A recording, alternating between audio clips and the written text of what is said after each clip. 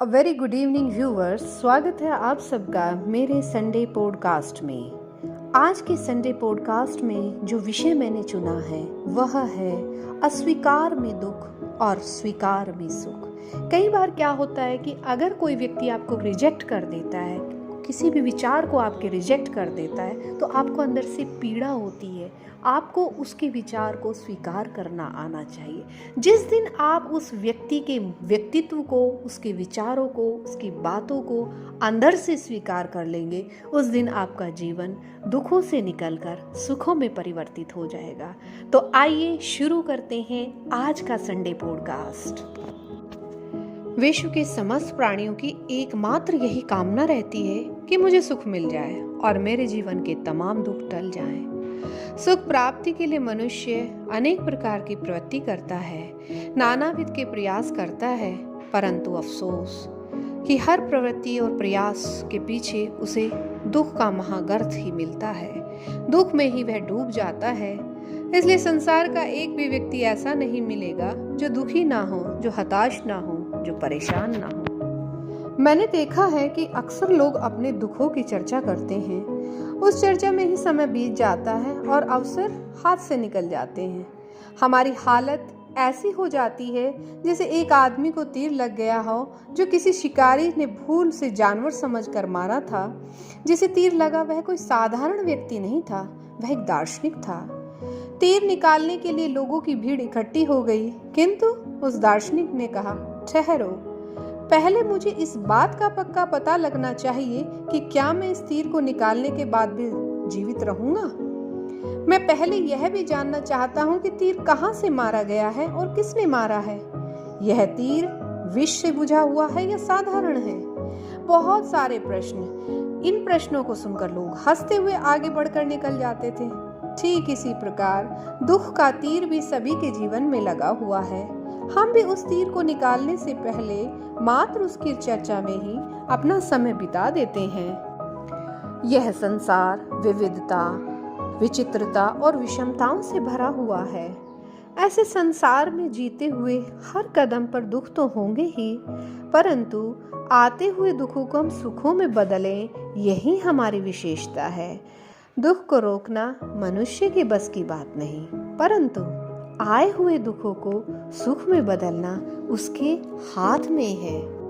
ज्ञानियों का कथन है कि दुखों के बीच यदि शांति से जीना हो तो अपनी दृष्टि को बदल लो, क्योंकि दृष्टि से ही सुख दुख का संवेदन होता है। यदि कोई दुख का संवेदन करे तो उसे अवश्य दुख होगा और ना करे तो नहीं होगा।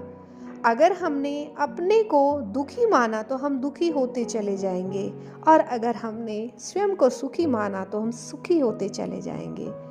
दुख और सुख का संवेदन होना हमारे संवेदन केंद्र पर निर्भर करता है। एक बार सूफी फकीर बायजीद से पूछा गया, आप सदा इतने प्रसन्न कैसे रहते हो, इसका क्या राज है। बायजीद ने कहा, मेरे जीवन का एक नियम है। जब मैं सुबह उठता हूँ तो सामने एक प्रश्न होता है कि आज के दिन प्रसन्न रहना है या नहीं। तब कुछ सोचकर मैं अक्सर सुख का विकल्प ही चुन लेता हूँ। मैं सोचता हूँ कि दुख का विकल्प क्यों चुना जाए, चुनाव तो श्रेष्ठ का ही करना चाहिए, अतः मैं प्रसन्न रहता हूँ। हम सोचते हैं कि सुखी तो हम तभी होंगे जब सुख की कोई घटना घटेगी, कोई लॉटरी खुलेगी, तभी सुखी हुआ जाएगा। जीवन दुख नहीं है, जीवन को देखने के ढंग से दुख है। हम दुख को कैसे देखते हैं, कहां से देखते हैं, किस दृष्टिकोण बिंदु से नापते हैं, इस सब पर निर्भर करता है। यदि हम दुख को स्वीकार करना चाहते हैं तो हमें दुख को देखने का एंगल बदलना होगा। ऐसे विधेयात्मक चिंतन करना होगा कि दुख मेरे जीवन विकास का उपयोगी तत्व है, जिससे मेरे व्यक्तित्व का विकास होता है। दुख मेरे द्वारा बोए गए बीजों का ही तो फल है, अतः उसका मुझे मेहमान की तरह स्वागत और स्वीकार करना होगा। जब दुख के बीज मैंने ही बोए हैं तो अब फसल तैयार होने पर मुझे नाराज क्यों होना चाहिए। और जिस दिन हम अपने हृदय की दीवार पर दुख रूपी मेहमान के लिए वेलकम का बोर्ड लगा देंगे, तभी हृदय का भार हल्का हो जाएगा। तो आइए इसको अच्छी तरीके से समझाने के लिए मैं आपको एक छोटी सी स्टोरी यहाँ पर सुनाना चाहूँगी। एक बार की बात है, एक गुरु और शिष्य दीर्घकाल की तीर्थ यात्रा के पश्चात वर्षावास हेतु अपनी कुटिया की ओर कदम बढ़ा रहे थे। संध्या का समय था। दोनों जब कुटिया के नजदीक पहुंचे तो उन्होंने कुटिया को आधी उजड़ी हालत में देखा। वर्षा के आंधी तूफान में आधे झोंपड़े को उड़ा दिया था और आधा जैसे की तैसी हालत में शेष था। यह दृश्य देखकर जो शिष्य था वो एकदम क्रोधित हो गया और उत्तेजना भरे स्वर में उसने कहा, गुरुदेव, इन्हीं बातों से तो मुझे भगवान पर शक हो जाता है। जो दुर्जन हैं उनके पास तो महल भी सुरक्षित रहते हैं और हम दिन रात प्रभु का भजन करते हैं, भजन में बिताते हैं, फिर भी भगवान हमारे छप्पर का ख्याल नहीं करता। यह सुनकर गुरु ने आनंदित होकर कहा, वत्स, मैं तो उस परमात्मा को धन्यवाद देता हूँ कि उसने हमारी बहुत रक्षा की है। उसकी करुणा का मैं बहुत ऋणी हूँ, क्योंकि आंधी तूफान का क्या भरोसा था।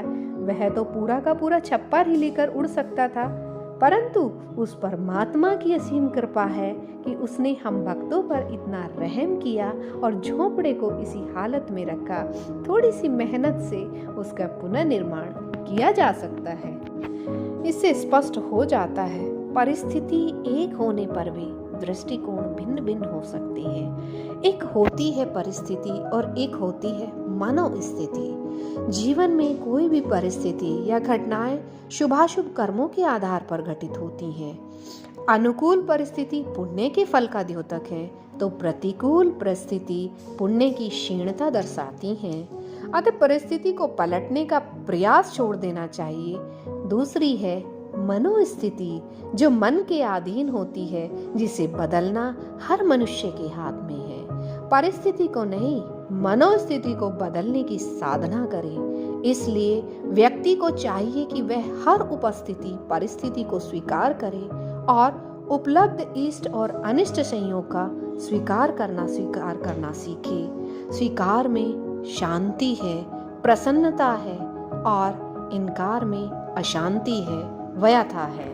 किसी ने क्या खूब कहा है, हे मेरे परवरदिगार, हृदय दे तो इस मिजाज का दे, जो रंज की घड़ी भी खुशी से गुजार दे। मुझे आशा है व्यूवर्स, आज की कहानी का जो अर्थ था, जो तात्पर्य था, जो मर्म था, आपको समझ आया होगा। अगर आपको मेरा संडे पॉडकास्ट अच्छा लग रहा है तो मेरे संडे पॉडकास्ट को, मेरे ऑडियो वीडियो को ज़्यादा से ज़्यादा लाइक करें, शेयर करें और मेरे चैनल को सब्सक्राइब करें। Thank you, have a wonderful day, bye bye and take care.